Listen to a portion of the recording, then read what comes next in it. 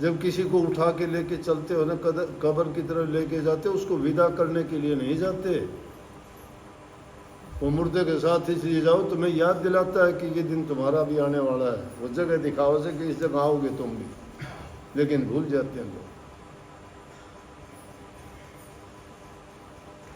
इन बातों को अगर इंसान समझ ले तो ये जो दुनियादारी में होने लग रहा है, ये अधर्म, पाप और ये जुल्म, ये सब के सब खत्म हो जाएंगे। भारत को सोने की चिड़िया यूं ही नहीं कहा करते। धर्म के नाम पर ये अग्रणी क्यों था? इसीलिए था।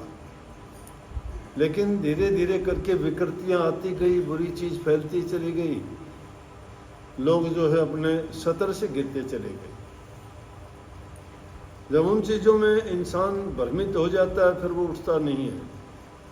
तो संतों ने इसीलिए बताई कि तुम इन चीज़ों से बचो, जिनको छांट छांट के कह दिया, शास्त्रों में आज से नहीं कभी नहीं लेख है।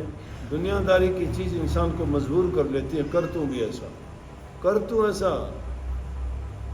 जिस प्रकार से एक बुरी संगति में 10 आदमी है, 11वां आदमी अगर अच्छा चला जाए, उन्हें मजबूर करेंगे तुम भी जो है बुरा बन। अगर वो नहीं बनता तो उनके साथ मेल नहीं खा। तो इसलिए कहूँ, संतान अच्छी वो उसे, माँ बाप को भी अगर गलत हो तो सही रास्ते पे ले। कितने नौजवान बच्चे आके कहते हैं कि मेरा पापा शराब पीता है जी, बर्बाद कर दिया सब कुछ। कितनी बहन आके कहती है मेरा घरवाला घर से निकाल देता है, मार पीट के बच्चों को निकाल देता है, हमें निकाल देता है, जमीन बेच दी, गहने रख दी, शराब पीता है, बर्बाद कर दिया सब कुछ। बच्चे जवान है, क्या कहे। लेकिन मैंने कहा कि जिस इंसान की जो आदत पड़ जाती है ना, उसको फायदा नहीं है कोई। मैं अगर आपकी निंदा करता हूँ, मेरा क्या हित है, उसके फायदा करता हूँ। किसी की अगर बुराई कोई करता है तो उसका क्या फायदा है? फायदा होता हो तो कर लो, क्या फायदा मिलेगा? जिस चीज से किसी को फायदा नहीं है वो हम बात क्यों कर। अपनी महफिल में बेगाने को क्यों लाके बिठाओ भाई? अपनी चिंता थोड़ी है, अपना काम करो। अपनी जो तकलीफ है उससे जूझो, उससे लड़ो। अपनी जो बुरी आदतें उनको छोड़ने का प्रयास करो। अपनी नीयत को साफ रख के अच्छे काम करने सीखो। अब कई लोग आके कह देते हैं ना कि जी भजन सुमन मेरा बनता नहीं। भजन सुमन बनता कैसे है? होता क्या है भजन सुमन? बताओ मुझे। भजन तुम्हारा तो बनता है, सबका बनता है। जिस चीज का करते हो उसका बनता है। कोई बुराई का भजन करता है, बनता है उसका। कोई चुगली करता है, उसका भजन खूब बनता है। उसी के बारे में सोचते रहते हो। नाम का भजन नहीं बनता तुम्हारा। नाम की तरफ तुम्हारा ध्यान ही नहीं है। जब उन चीजों में ध्यान लगा हुआ है तो ध्यान तो नाम में कैसे लगेगा? तो ये दोनों बात नहीं कह सकते आप लोग। जो आदमी ये कहता है, या तो सीधी सी बात, कितनी सीधी बात, एक छोटी सी बात में खत्म कर दे हैं। बोले शायद तो कह रब दा की पावना, इथों पुटना इथों लावना। परमात्मा का पाना ही क्या है? इस तरफ से हटा के इस तरफ लगा दो। प्रवृत्ति से हटा के निवृत्ति की ओर लेके जाओ। दुनियादारी की तरफ जो बढ़े हुए हैं, निवृत्ति की तरफ मन लगा दो। लेकिन हम प्रवृत्ति में फंसे हुए हैं, नहीं लगता। सीधी सी बात है, कुछ भी मुश्किल को नहीं। नेक काम जो करोगे उसका परिणाम तुम्हें प्रेरित करेगा। नेक काम करते नहीं। अगर तुम्हारे भजन में कमी आती है ना, तो भजन में कमी नहीं है, तुम्हारे कर्मों में कमी आ गई। तुमने कोई कर्म जो है बुरे करने शुरू कर दिए। भजन करने वाला आदमी कह देता हो आज मेरा भजन इसलिए नहीं बना कि या तो मैंने कोई गलत खाना खाया, या किसी गलत आदमी से मिला, या कोई मेरे गलत विचार आए। गलत विचार आने से ही हो जाता है। राजा चकवाबैन थे हमारे, इनमें राजा दशरथ के कुल में, रघुकुल में हुए। अपनी हक हलाल की, ईमानदारी की कमाई से जीवन निर्वाह करते थे। पुराने जमाने में रेट नहीं थे, बिजली नहीं थी, ढेकड़ी से पानी निकाल के महल के पीछे की जमीन में अन्न बोया करते, उसी में अपना गुजारा करते। रानी थी वो भी, उसका भी भेष ऐसा आम साधारण औरत जैसी, जैसे प्रजा की औरतें, रानियों जैसी नहीं। तो एक बार कहते हैं मंदोदरी का आना हो गया और उसने देखा कि कौन है, बोले रावण की घरवाली मंदोदरी है या कोई और रानी देखी होगी। पानी निकाल रही थी, राजा आगे होता था, पानी लगाता था और वो ढेकड़ी पकड़ के पानी को उसमें निकालती थी। तो जब उसकी तरफ देखा तो उसके विचार आए कि मैं क्या रानी हूँ, रानी तो ये है। वहीं पे रस्सी टूटी।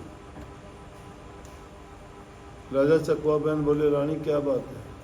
बोले नहीं कुछ भी नहीं। बोला कुछ तो है। बोले कुछ भी नहीं है। बोला कुछ तो है।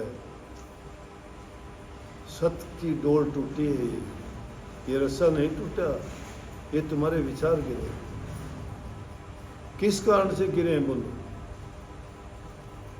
ये थी शक्ति, ये थी ताकत, ये थी पहचानने वाली चीज। आज कहाँ पहचानेंगे?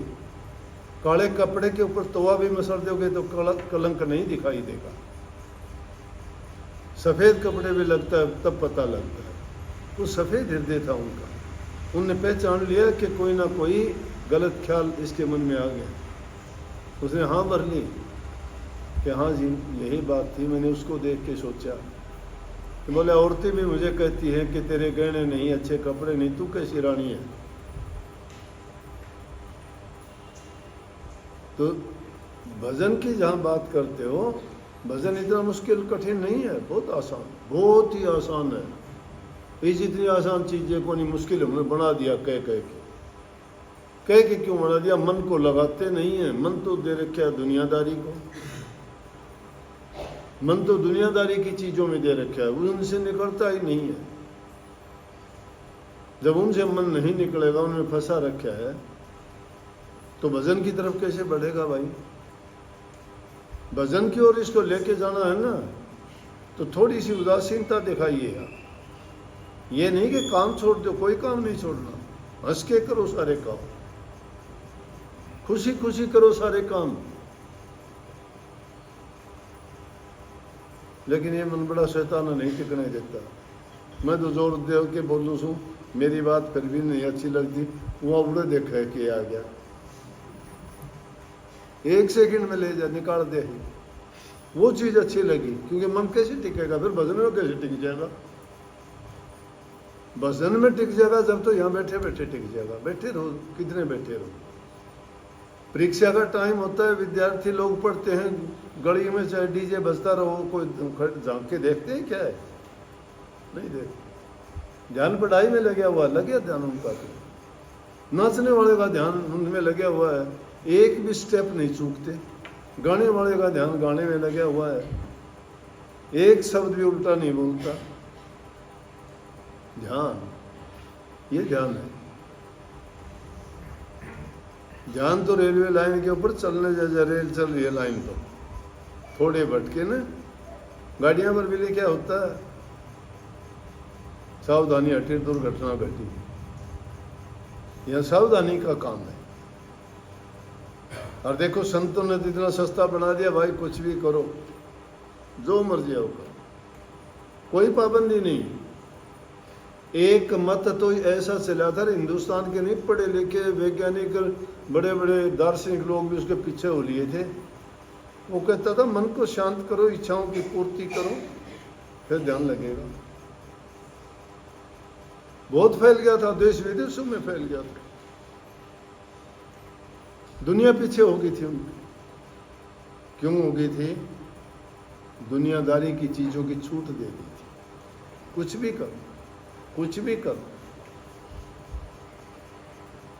ध्यान लगाने की जरूरत ही नहीं। ध्यान उन चीजों में लगा दिया ध्यान, परमात्मा की ओर नहीं, उन चीजों में लगा दिया जिनकी जरूरत थी। वो उसी में खुश हो गए, सब खुश, सबको अच्छा लगता है ऐसा। जिसके मन की बात कहो उसका मित्र बन जाता है, उसके विरुद्ध बात कह दो उसका दुश्मन दिखाई देता है। तुम्हें जो अच्छी लगती है वो बात कहूँगा, तुमको हो महाराज जी ने बहुत अच्छी बात कही, अगर थोड़ी सी थारे विरोध की बात कह दी, विरोध की नहीं, तुम्हारी बुराई प्रकट कर दी तो वो देखा कोई बात कही है, बेइज्जती कर दी मेरी इतने लोगों में। बेइज्जती तेरी थोड़ी करी है, वो तो तेरा गलत बात को उजागर करके निकालने का प्रयास किया। कभी ये ना सोचो गुरु किसी की बेइज्जती नहीं करता, वो गुरु नहीं है किसी की बेइज्जती करे। कल परसों भी सत्संग में मैंने बात कही थी, ये कुछ ऐसे जगह ऐसे पद होते हैं जो किसी का पक्षपात और बुराई नहीं करते, और वो अगर करते हैं तो उन पद पर उनको रहने का रहो बेशक, लेकिन उनको सम्मान नहीं मिलता।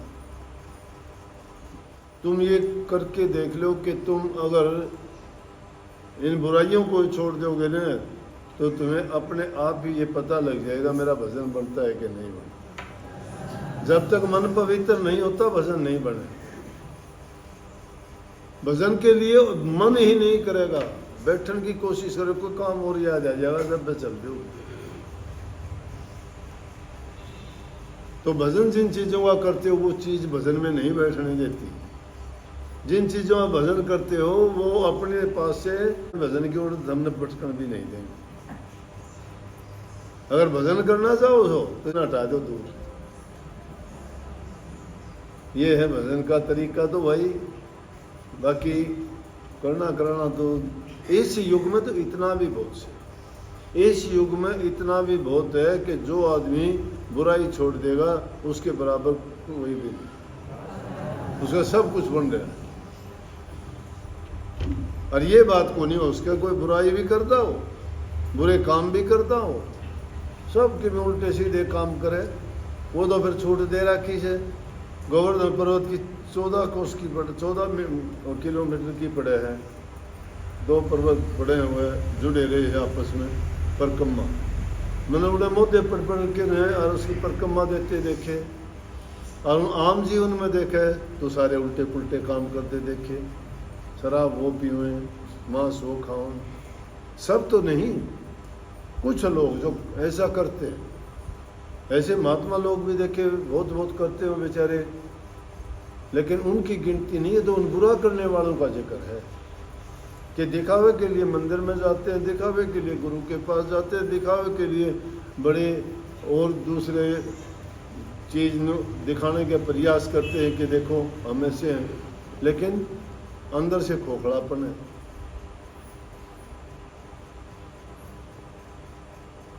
जब तक आदमी उन पर अपनाता नहीं है ना, हाँ इतनी बात है कि आदमी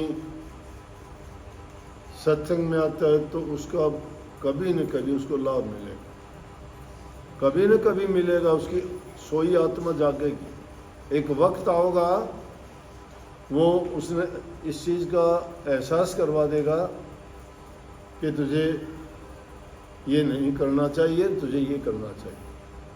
लेकिन कहा आने जब कृषि सुखाने, लेकिन उसका आने से क्या फ़ायदा जब खेती सूख जाए फिर बरसात आए।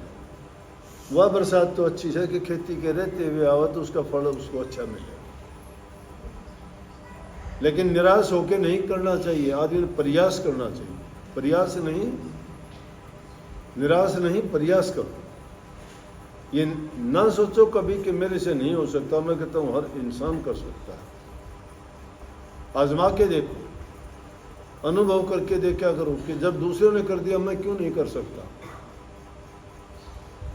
जब दूसरे लोग कर सकते हैं तो तुम भी वैसे ही इंसान हो, तुम्हारे अंदर कोई कमी नहीं है। एक कमी है, तुम करना नहीं चाहते। चाहो, करना चाहोगे हर इंसान कर पाएगा। बहुत बहुत आशीर्वाद। राधा।